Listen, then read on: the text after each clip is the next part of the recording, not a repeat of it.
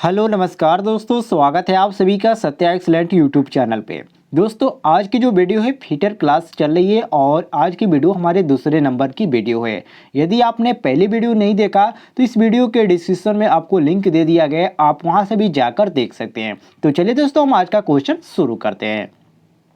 Question number 21 से कह रहा है क्वेश्चन कि किस चीजल का प्रयोग अधिकतर फिटिंग शॉप के साथ साथ सीट मेटल कार्य में किया जाता है। तो यहाँ पर बहुत सारे ऑप्शन दिए गए हैं, मैं ऑप्शनों को नहीं बताऊंगा दोस्तों, आप वीडियो को स्टॉप करके ऑप्शन को देख लीजिएगा, क्योंकि परीक्षा में आपको जो ऑप्शन आते हैं वही आपको कंफ्यूजन क्रिएट करते हैं।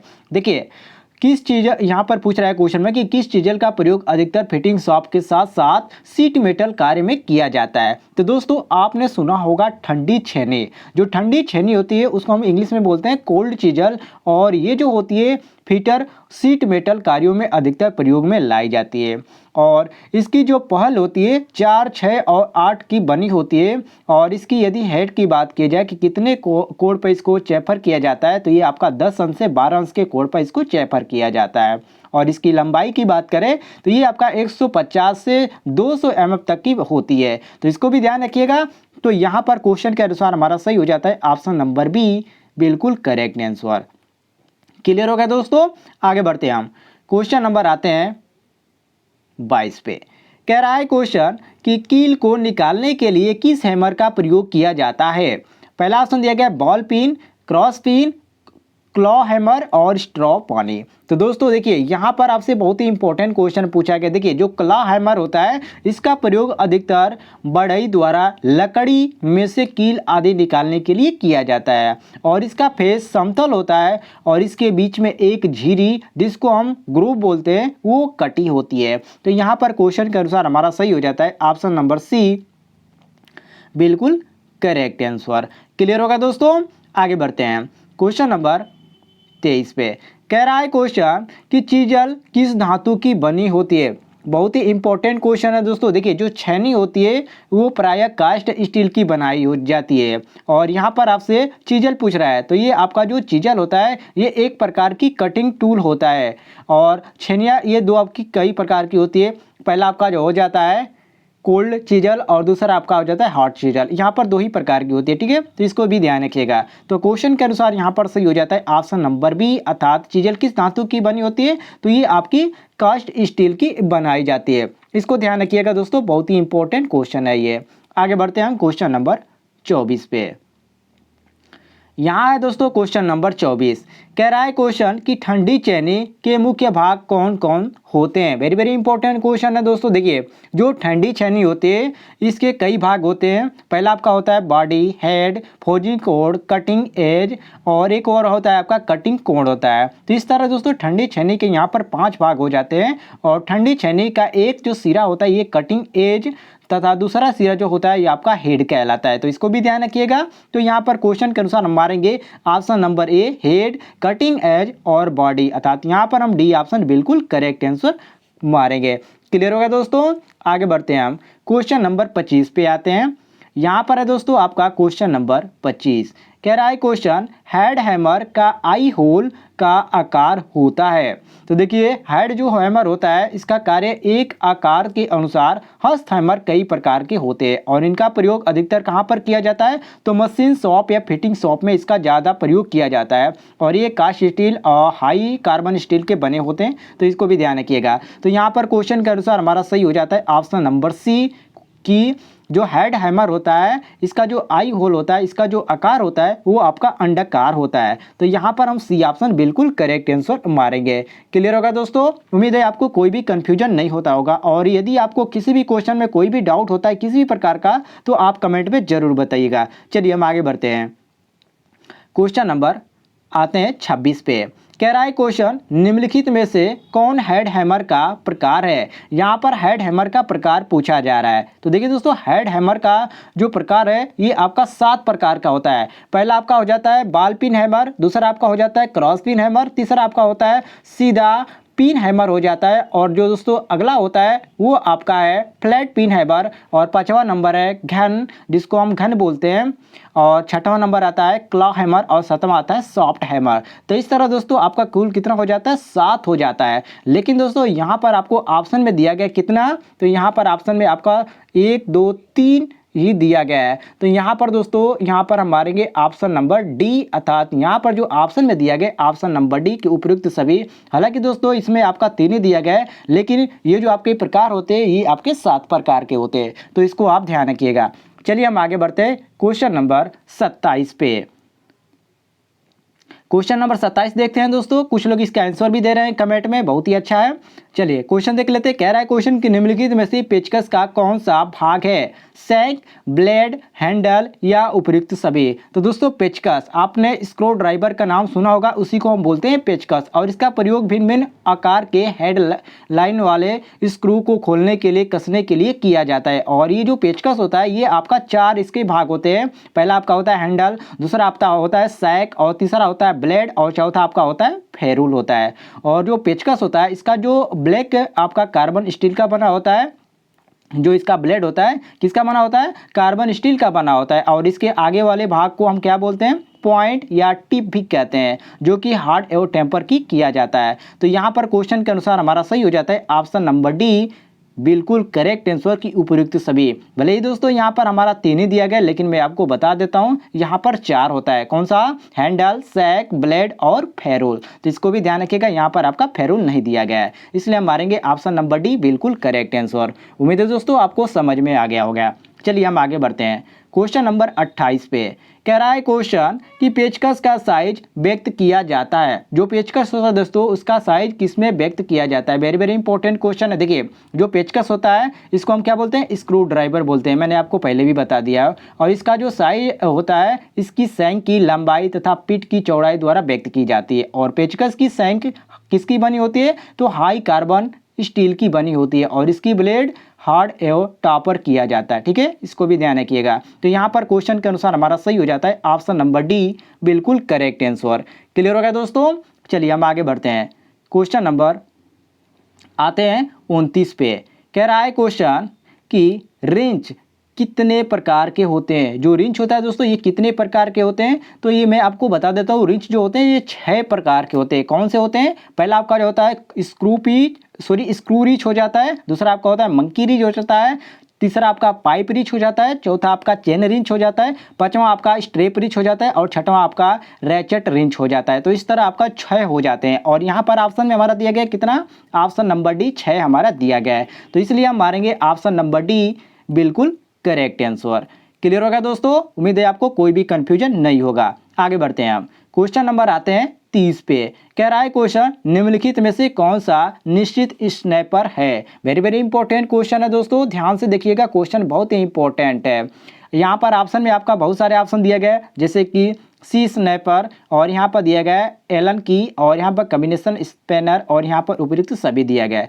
तो दोस्तों यहाँ पर आपका उपयुक्त सभी सही होगा। और ये जो होते हैं कितने प्रकार के होते हैं, तो ये भी आपके 6 प्रकार के होते हैं। कौन सा, एक होता है आपका सी स्नैपर, दूसरा होता है पिन के रिंच स्नैपर, और तीसरा आपका कॉम्बिनेशन स्पैनर होता है, जो कि इनमें आपका ऑप्शन में दिया गया है। लेकिन आपका जो यहाँ पर 3 ही दिया गया है, तो इसमें आपका 3 तो हम करेक्ट मार लेंगे, लेकिन यहाँ पर 3 और को भी जान लीजिए। आपका होता है एक, पहले मैं आपको क्रम से बता देता हूँ, सी स्नैपर होता है, दूसरा आपका पिन फेस रिंच स्नैपर होता है, तीसरा आपका कॉम्बिनेशन स्नैपर होता है, और चौथा आपका एलन की, पांचवा आपका ओपन एंड स्नैपर होता है, और चौथा आपका होता है बॉक्स एंड स्पैनर। तो इस तरह हमारा 6 हो जाता है। तो यहाँ पर हमारा दिया गया कितना, 3 ही दिया गया। और ऑप्शन में हमारा जब उपयुक्त सभी दिया गया है तो हम ऑप्शन नंबर डी ही मारेंगे करेक्ट आंसर।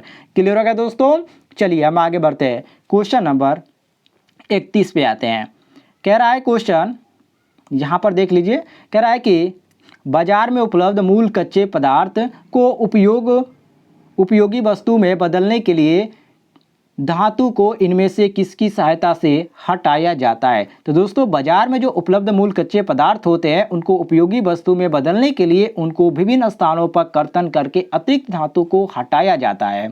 और चिन्हित योजना के अंतर्गत सर्वप्रथम धातु को हटाने से पहले बेसिक स्टॉक पर चिन्हित कर लिया जाता है, जिससे कि मालूम हो जाए कि किस भाग में कितना धातु को हटाना है। तो इस तरह हमारा सही हो जाता है ऑप्शन नंबर सी अर्थात कर्तन द्वारा। अर्थात क्वेश्चन के अनुसार हम मारेंगे ऑप्शन नंबर सी कर्तन द्वारा। किसकी सहायता से हटाएंगे? तो ये कर्तन द्वारा हम हटाएंगे। क्लियर हो गया दोस्तों? आगे बढ़ते हैं हम क्वेश्चन नंबर 32 पे आते हैं। यहाँ पर है दोस्तों क्वेश्चन, कह रहा है क्वेश्चन कि किसी भी कार्य की उपर्युक्त परिणति में इनमें से किसी की विशेष भूमिका होती है। अर्थात इसमें से किस चीज़ की विशेष भूमिका होती है? चिन्हन की या मापन की या कर्तन की या उपयुक्त सभी की। तो इसमें जो आपकी विशेष जो भूमिका होती है चिन्हित करने के लिए, तो मापन करने तथा कर्तन करने के लिए किया जाता है। और किसी भी उत्पादन प्रक्रम में चिन्हित, माप एवं कर्तन तीनों भी इसकी सहायक औजार होते हैं। अर्थात चिन्हित, मापन और कर्तन ये तीनों इसके मुख्य होते हैं। तो यहाँ पर सही हो जाता है हमारा ऑप्शन नंबर डी, बिल्कुल करेक्ट आंसर। क्लियर हो गया दोस्तों? आगे बढ़ते हैं हम क्वेश्चन नंबर 33 पे आते हैं। उससे पहले दोस्तों मैं आपसे छोटा सा रिक्वेस्ट करना चाहता हूं कि यदि आप इस तरह के क्वेश्चन प्राप्त करना चाहते हैं या फीटर आप ट्रेड से ITI कर रहे हैं या आप किसी टेक्निकल एग्जाम की तैयारी कर रहे हैं, तो प्लीज़ दोस्तों चैनल को सब्सक्राइब कर लीजिएगा। अर्थात नीचे जो आपको रेड कलर का बटन दिख रहा है उस पर क्लिक करके घंटी वाला आइकन को दबाकर और नोटिफिकेशन पर क्लिक कीजिएगा, ताकि हमारे द्वारा जो भी अपलोडेड वीडियो हो यूट्यूब पर उसका नोटिफिकेशन आपके मोबाइल पर जाए और उसका आप लाभ उठा सकें। चलिए क्वेश्चन नंबर हम 33 पे आते हैं। कह रहा है क्वेश्चन, सरफेस प्लेट निम्न में से किस धातु की नहीं बनाई जा सकती? अर्थात यहाँ पर क्वेश्चन थोड़ा सा टेढ़ा है, ध्यान देखिएगा। तो देखिए सरफेस प्लेट ये किसकी नहीं बनाई जा सकती? तो पीतल की नहीं बनाई जा सकती। क्यों? क्योंकि दोस्तों ये कास्ट आयरन की बनी होती है, कि जिससे कि ढलवा लोहा भी कहते हैं, और ये के कई बार धातुओं से बनी होती है। अर्थात ये कई और धातुओं से बनी होती है, इसके बाद इसको नहीं बनाया जा सकता। तो इसलिए हम मारेंगे ऑप्शन नंबर सी, बिल्कुल करेक्ट आंसर। क्लियर हो गया दोस्तों? उम्मीद है आपको कोई भी कंफ्यूजन नहीं होगा। और इसका यदि प्रयोग की बात किया जाए तो ये आपका सरफेस प्लेट भी इसमें प्रयोग की जाती है, तो इसको भी ध्यान रखिएगा। चलिए आगे बढ़ते हैं हम क्वेश्चन नंबर 34 पे आ जाते हैं। यहाँ पर हम आते हैं क्वेश्चन नंबर 34 पे। कह रहा है क्वेश्चन, खरोचीनी निम्न में से किस धातु की बनी होती है? वेरी वेरी इंपॉर्टेंट क्वेश्चन है दोस्तों। जो आपकी खरोचनी होती है ये किस धातु की बनी होती है? तो खरोचनी उच्च कार्बन इस्पात के या टूल स्टील के बनाए जाते हैं। और इसके प्रयोग की बात करें तो इसका प्रयोग धातु की सतहों पर लाइन खींचने के लिए किया जाता है। और खरोचनी को बनाने के बाद इसको हार्ड तथा टेपर किया जाता है और इसके दोनों सिरे नुकीले होते हैं। ये सभी तो आप प्रैक्टिकली किए होंगे तो जानते ही होंगे। इसलिए हम मारेंगे ऑप्शन नंबर सी, अर्थात ये किसके बनाए जाते हैं? उच्च कार्बन इस्पात और ये टूल स्टील के। तो यहाँ पर ऑप्शन नंबर सी मारेंगे, बिल्कुल करेक्ट आंसर। अर्थात ए व बी दोनों। दोस्तों मैं इसलिए ऑप्शन नहीं बता रहा हूँ क्योंकि बहुत सारे स्टूडेंट ऐसे हैं जिन्होंने कहा कि सर यहाँ पर ऑप्शन नहीं बताइए, हम खुद ऑप्शन पढ़ के देख लेंगे, आप केवल इसका आंसर बताते चलिए, इसलिए मैं ऑप्शन को ध्यान नहीं दे रहा हूँ। ठीक है, चलिए आगे बढ़ते हैं। क्वेश्चन नंबर आ जाते हैं 35 पे। कह रहा है क्वेश्चन कि निम्नलिखित में से कौन सा खरचोनी का प्रकार नहीं है? अब दोस्तों बहुत ही इंपॉर्टेंट क्वेश्चन है। इसमें जो प्रकार है ये आपका कौन सा नहीं है? तो इसमें आपका ऑप्शन कौन सा दिया है आप खुद ही देख सकते हैं। सीधा खरचोनी, एडजस्टेबल खरचोनी और यहाँ पर एम्पेरिक प्रेमर दिया गया। तो इसमें आपसे पूछ रहा है कि जो खरचोनी है इसका प्रकार नहीं है। तो देखिए खरचोनी का जो प्रयोग होता है धातु की सतहों पर लाइन खींचने के लिए किया जाता है, जो कि मैं आपको ऊपर भी बता चुका हूँ।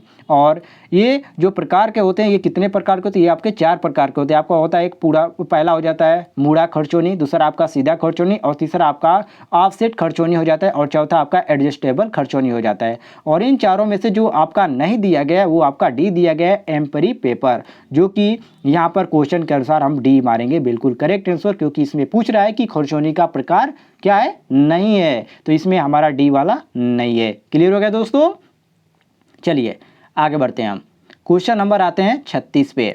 कह रहा है क्वेश्चन, देख सकते हैं सरफेस गेज किस प्रकार का टूल है? वेरी वेरी इंपॉर्टेंट क्वेश्चन है दोस्तों। देखिए जो सरफेस गेज है ये एक चिन्हित एक जांच टूल है और सरफेस गेज का प्रयोग किसी जॉब पर उसके आधार के समांतर रेखाएं खींचने के लिए किया जाता है। और इसके लिए इसे सरफेस प्लेट पर या चिन्हित टेबल पर रखकर सरकाया जाता है और इसका प्रयोग गोल या बेलनाकार जाप का केंद्र ज्ञात करने के लिए किया जाता है। तो इसको भी आप ध्यान रखिएगा। तो यहाँ पर क्वेश्चन के अनुसार हमारा सही हो जाता है ऑप्शन नंबर सी, अर्थात चिन्हित एवं जांच टूल। तो यहाँ पर सी ऑप्शन करेक्ट हो जाएगा। क्लियर हो गया दोस्तों? आगे बढ़ते हैं हम क्वेश्चन नंबर आते हैं 37 पे। यहाँ पर है आपका क्वेश्चन नंबर 37। कह रहा है क्वेश्चन कि हाफ राउंड छेनी में फोजिंग कोण कितना होता है। तो देखिए दोस्तों, हाफ राउंड जो छेनी होता है इसका फोजिंग कोण जो होता है 30 अंश तथा कटिंग कोण आपका 35 अंश से 45 तक होता है। और इसकी जो धार होती है ये आपका गोलाकार होती है और इसका प्रयोग किसी बेरिंग में आयल ध्रुव बनाने, कोने की छेनियाँ काटने के लिए किया जाता है। क्लियर होगा दोस्तों। तो यहाँ पर आपका सही हो जाता है क्वेश्चन के अनुसार ऑप्शन नंबर सी बिल्कुल करेक्ट आंसर। यहाँ पर आपका सही हो जाएगा 30 अंश। क्लियर हो गया। आगे बढ़ते हैं हम क्वेश्चन नंबर 38 पे आते हैं। कह रहा है क्वेश्चन कि साइड कट छेनी में फोजिंग कोण कितना होता है। वेरी वेरी इंपॉर्टेंट क्वेश्चन है दोस्तों। देखिए, साइड कट छेनी का जो फोजिंग कोण होता है ये आपका 25 अंश तथा कटिंग कोण जो होता है ये 60 अंश का होता है और इसे 90 के कोण पर मोड़कर फोर्ज किया जाता है। इसको ध्यान रखिएगा, ये बहुत ही इंपॉर्टेंट क्वेश्चन है। और जो साइड का कट छेनी होता है इसका प्रयोग ऐसे स्थानों पर किया जाता है जहां अन्य छेनी सरलता से प्रयोग नहीं की जा सकती, वैसे स्थान पर इसका प्रयोग किया जाता है। तो यहाँ पर क्वेश्चन के अनुसार हम मारेंगे ऑप्शन नंबर बी, अर्थात जो फोजिंग कोण होता है ये कितने अंश का होता है, तो ये आपका 25 अंश का होता है। क्लियर हो गया दोस्तों। आगे बढ़ते हैं हम क्वेश्चन नंबर 39 पे। यहाँ पर है क्वेश्चन नंबर 39। कह रहा है क्वेश्चन कि केंद्रक पंच के पॉइंट का कोण कितना होता है। वेरी वेरी इंपॉर्टेंट क्वेश्चन है दोस्तों और ऐसे क्वेश्चन आपको परीक्षा में देखने को मिलते हैं। देखिए, जो आपका केंद्रक पंच यहाँ पर होता है, जो पॉइंट होता है ये इसका कोण होता है 90 अंश पर रखा जाता है और इससे कि ड्रिल पॉइंट आसानी से पंच द्वारा लगाए गए सेंटर के में बैठ सके और इसका पंच का उपयोग सुराखों के केंद्र को लोकेट करने के लिए किया जाता है। क्लियर हो गया दोस्तों। और इसका उपयोग का बात किया जाए तो चौड़ा केंद्र लगाने के लिए किया जाता है। तो यहाँ पर क्वेश्चन के अनुसार हम मारेंगे ऑप्शन नंबर सी बिल्कुल करेक्ट आंसर। क्लियर होगा दोस्तों। उम्मीद है आपको कोई भी कंफ्यूजन नहीं होगा। चलिए हम आगे बढ़ते हैं क्वेश्चन नंबर 40 पे। दोस्तों, जो लोग वीडियो देख रहे हैं, लाइव देख रहे हैं, उनसे रिक्वेस्ट है कि आप इस वीडियो पर एक लाइक जरूर कर दीजिएगा। चलिए आगे बढ़ते हैं हम क्वेश्चन नंबर 40 पे। कह रहा है क्वेश्चन डॉट पंच के पॉइंट का कोण कितना होता है। Very very important question. देखिए, जो डॉट पंच होता है उससे पूछ रहा है कि उसका कोण कितना होता है। तो डॉट पंच का जो पहले यहाँ पर जान लीजिए इसके बारे में। तो जो डॉट पंच होता है ये आपका ढलवा इस्पात की बनाई जाती है और इसकी बॉडी षष्ठभुजाकार होती है तथा पॉइंट का कोण इसका 60 अंश रखा जाता है और कोण का मान कम होने से बिंदु गहरे तथा कम व्यास के बनते हैं। और इसका उपयोग की बात किया जाए तो ये आपका अस्थायी चिन्ह करने के लिए इसका प्रयोग किया जाता है। तो यहाँ पर क्वेश्चन के अनुसार हमारा सही हो जाता है ऑप्शन नंबर बी, अर्थात 60 अंश। तो बी ऑप्शन यहाँ पर करेक्ट मारेंगे। तो दोस्तों, आज के वीडियो में इतने ही क्वेश्चन आपको कवर किए गए थे। उम्मीद है आपको पसंद आए होंगे। पसंद आएगा तो अपने दोस्तों के साथ शेयर कीजिएगा ताकि उनको भी मालूम चले कि क्लास स्टार्ट हो गई है और आप सभी लोग जुड़ जाएंगे। तो मिलते हैं दोस्तों नेक्स्ट वीडियो में। तब तक के लिए जय हिंद, वंदे मातरम।